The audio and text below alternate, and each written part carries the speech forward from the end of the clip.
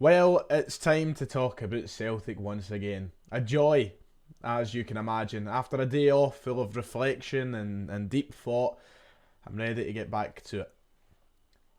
Sadly.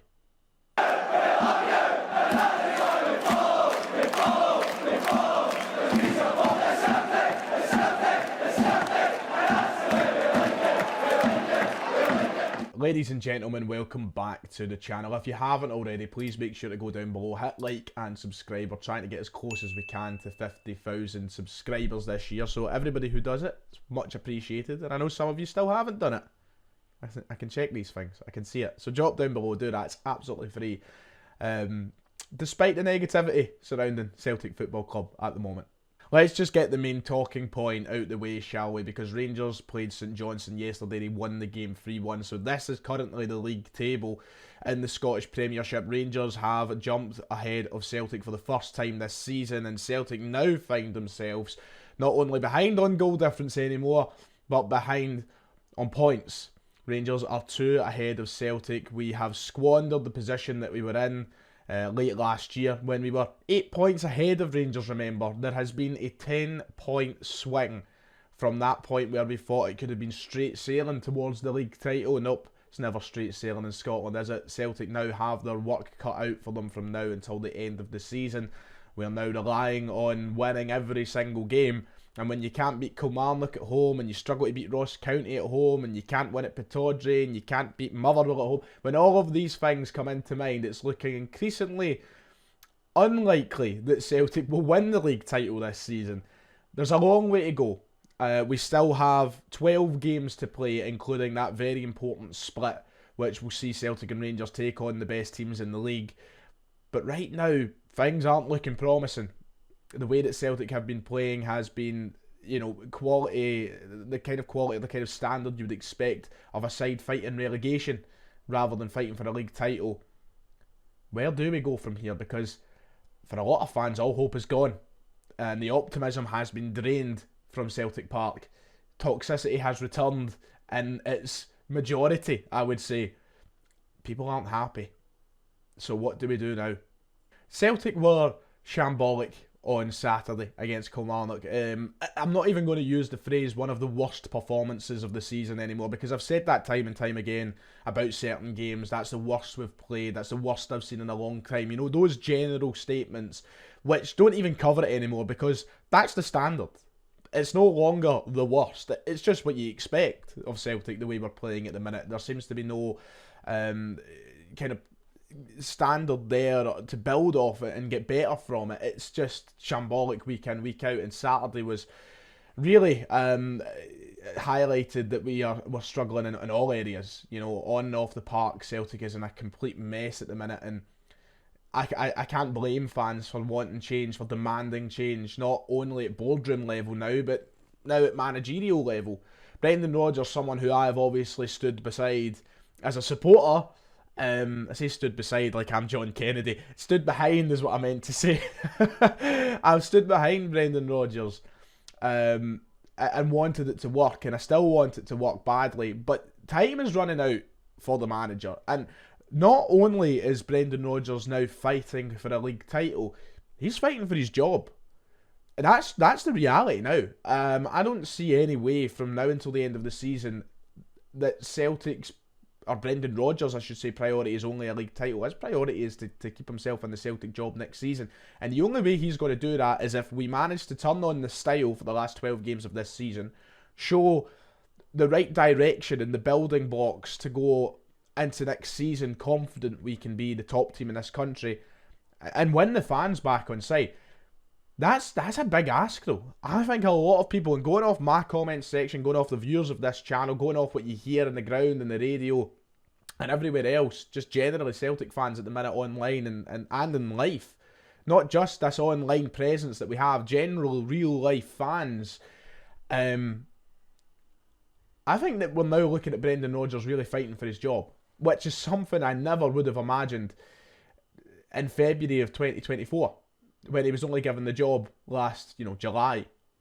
We are in a horrible situation, a toxic situation, and I don't blame fans for having that lack of optimism, because there has been no display of quality, determination, skill, anything that suggests that Celtic can beat Rangers to this title. We have just been so bad. The goal that we conceded against Kilmarnock didn't even come as a surprise when it went in the back of the net. But when you go back and you look at that goal, it's comical. The way that the goal is allowed almost is just, it's like something out of a spoof rather than a real football game. Every single part of Celtic's defending leading up to the ball hitting the back of the net is so far from the standard required to challenge for the league title. And from about the 60th minute on in that game, it was coming.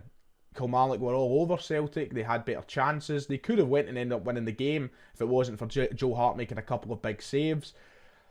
Celtic didn't look as though they knew how to play football. We couldn't string a pass. We couldn't get out of our own half, man. And that's against Kilmarnock, who've had, hands in the air, being honest for a minute. Kilmarnock have had a great season. They're in great form as well under Derek McInnes at the minute. But, come on. We can't be playing like that. We can't be struggling to get the ball out of our own half. And that's where we've been for a few weeks now.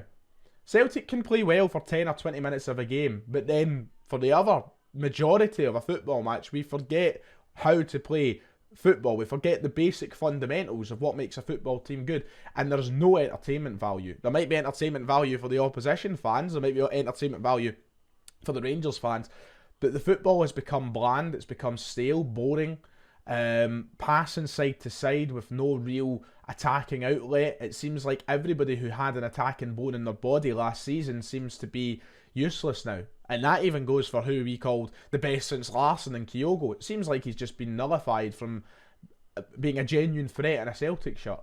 And the fact we've got to that stage is deeply concerning. It's really concerning. And I don't know what actually changes from here to the end of the season to turn that around. Because Brendan Rodgers has had time. And he's tinkered with a few things. But ultimately nothing's changing. And I get it that the quality right now in the Celtic side isn't great. We are lacking some real presence in multiple areas. But at some point, even me, Brendan Rodgers' biggest fan, has to turn around and say, well, it's up to one man to try and change things, to give us a system that utilises our best options, and that's not happening. So when does that change? Because time is running out, and the league title is very quickly heading to the other side of Glasgow. And that's a real concern. This was Brendan Rodgers' comments after the game when he was speaking to Radio Scotland.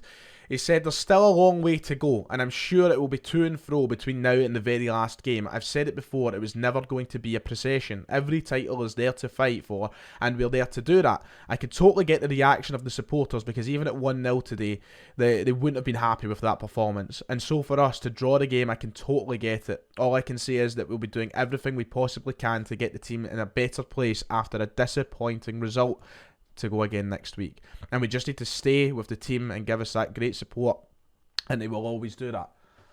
Now, I understand what Brendan Rodgers is saying. It's never going to be a procession, it's never going to be easy, and you know what, if you're not old enough to remember it, it was always like this in Scotland. It was never a case of steamrolling a league and getting to the title at the end of the season. But it's the fashion that we're doing this in, without that entertainment value I spoke of, without that real assurance that we're going to get better. And ultimately, Brendan Rodgers is kind of backtracking on his own comments. Remember, this is the guy that came out at the start of the season and said, I'll see you here in May. Sounded like a procession to him then.